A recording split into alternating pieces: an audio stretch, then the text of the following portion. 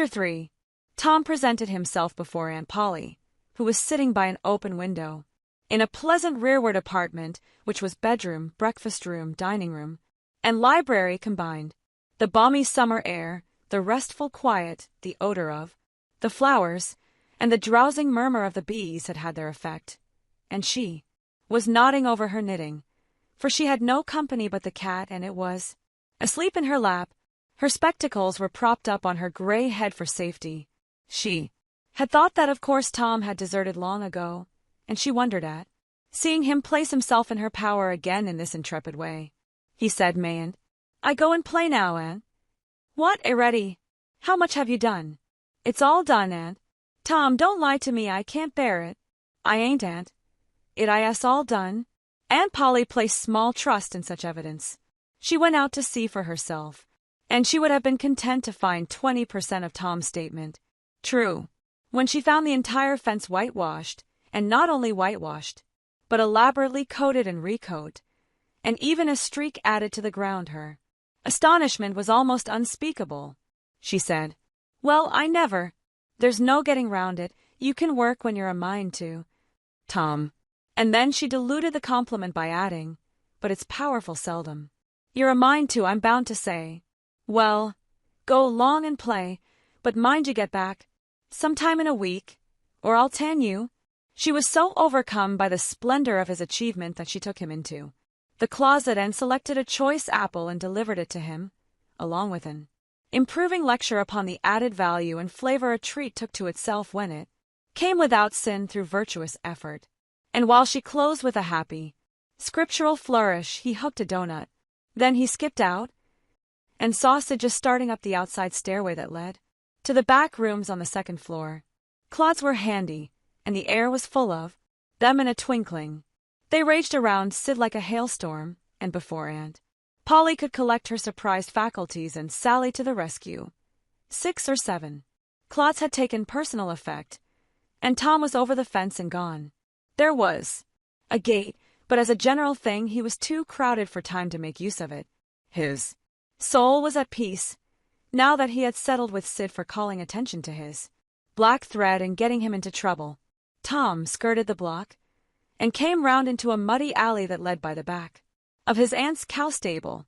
He presently got safely beyond the reach of capture and punishment, and hastened toward the public square of the village, where 2 military companies of boys had met for conflict, according to previous appointment. Tom was general of one of these armies, Joe Harper a bosom friend general of the other. These 2 great commanders did not condescend to fight in person, that being better suited to the still smaller fry, but sat together on an eminence and conducted the field operations by orders delivered through aides-de-camp. Tom's army won a great victory after a long and hard-fought battle. Then the dead were counted, prisoners exchanged, the terms of the next disagreement agreed upon, and the day for the necessary battle appointed, after which the armies fell into line and marched away, and Tom turned homeward alone. As he was passing by the house where Jeff Thatcher lived, he saw a new girl in the garden, a lovely little blue-eyed creature with yellow hair plaited into 2 long tails, white summer frock and embroidered pantalettes. The fresh-crowned hero fell without firing a shot. A certain Amy Lawrence vanished out of his heart, and left not even a memory of herself behind. He had thought he loved her to distraction. He had regarded his passion as adoration, and behold, it was only a poor little evanescent partiality. He had been months winning her, she had confessed hardly a week ago. He had been the happiest and the proudest boy in the world only 7 short days, and here in one instant of time she had gone out of his heart like a casual stranger whose visit is done, that he worshipped this new angel with furtive eye, till he saw that she had discovered him. Then he pretended he did not know she was present and began to show off in all sorts of absurd boyish ways, in order to win her admiration. He kept up this grotesque foolishness for some time, but by and by, while he was in the midst of some dangerous gymnastic performances, he glanced aside and saw that the little girl was wending her way toward the house. Tom came up to the fence and leaned on it, grieving, and hoping she would tarry yet a while longer. She halted a moment on the steps and then moved toward the door. Tom heaved a great sigh as she put her foot on the threshold. But his face lit up right away, for she tossed a pansy over the fence a moment before she disappeared. The boy ran around and stopped within a foot or two of the flower and then shaded his eyes with his hand and began to look down street as if he had discovered something of interest going on in that direction. Presently he picked up a straw and began trying to balance it on his nose, with his head tilted far back. And as he moved from side to side, in his efforts he edged nearer and nearer toward the pansy. Finally his bare foot rested upon it, his pliant toes closed upon it, and he hopped away with the treasure and disappeared round the corner. But only for a minute. Only while he could button the flower inside his jacket next. His heart, or next his stomach possibly, for he was not much posted in anatomy. And not hypercritical, anyway. He returned now and hung about the fence till nightfall, showing off as before. But the girl never exhibited herself again, though Tom comforted himself a little with the hope that she had been near some window meantime and been aware of his attentions. Finally he strode home reluctantly, with his poor head full of visions. All through supper his spirits were so high that his aunt wondered what had got into the child.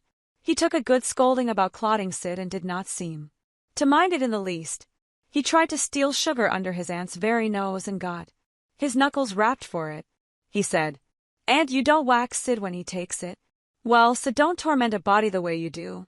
You be always into that sugar. If I weren't watching you." Presently she stepped into the kitchen, and Sid, happy in his immunity, reached for the sugar bowl, a sort of glorying over Tom which was well nigh unbearable. But Sid's fingers slipped and the bowl dropped and broke. Tom was in ecstasies. In such ecstasies that he even controlled his tongue and was silent. He said to himself that he would not speak a word, even when his aunt came in, but would sit perfectly still till she asked who did the mischief. And then he would tell, and there would be nothing so good in the world as to see that pet model catch it.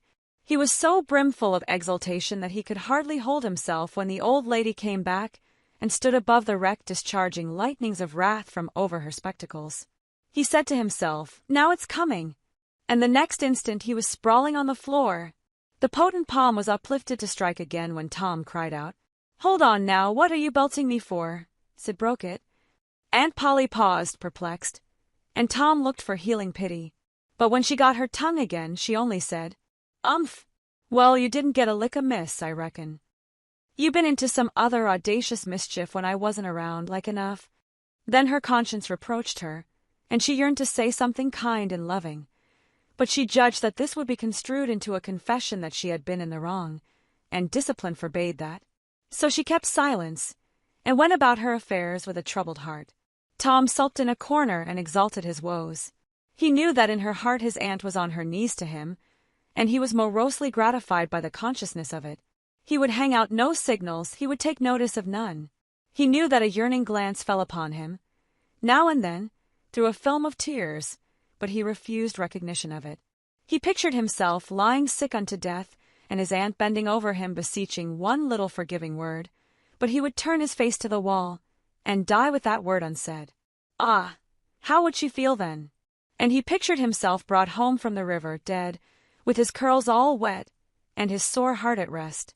How she would throw herself upon him, and how her tears would fall like rain, and her lips pray God to give her back her boy, and she would never, never abuse him any more. But he would lie there cold and white and make no sign, a poor little sufferer whose griefs were at an end.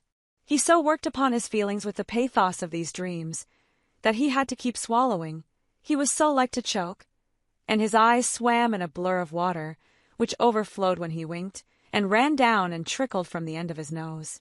And such a luxury to him was this petting of his sorrows, that he could not bear to have any worldly cheeriness or any grating delight intrude upon it. It was too sacred for such contact. And so, presently, when his cousin Mary danced in, all alive with the joy of seeing home again after an age-long visit of 1 week to the country, he got up and moved in clouds and darkness out at one door as she brought song and sunshine in at the other. He wandered far from the accustomed haunts of boys, and sought desolate places that were in harmony with his spirit. A log raft in the river invited him, and he seated himself on its outer edge and contemplated the dreary vastness of the stream, wishing, the while, that he could only be drowned, all at once and unconsciously, without undergoing the uncomfortable routine devised by nature. Then he thought of his flower. He got it out, rumpled and wilted, and it mightily increased his dismal felicity. He wondered if she would pity him if she knew. Would she cry, and wish that she had a right to put her arms around his neck and comfort him? Or would she turn coldly away like all the hollow world?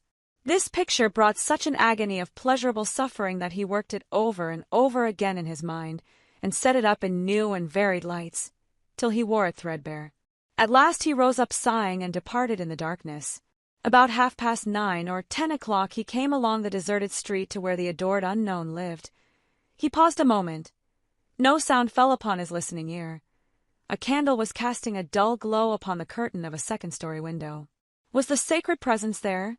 He climbed the fence, threaded his stealthy way through the plants, till he stood under that window. He looked up at it long and with emotion.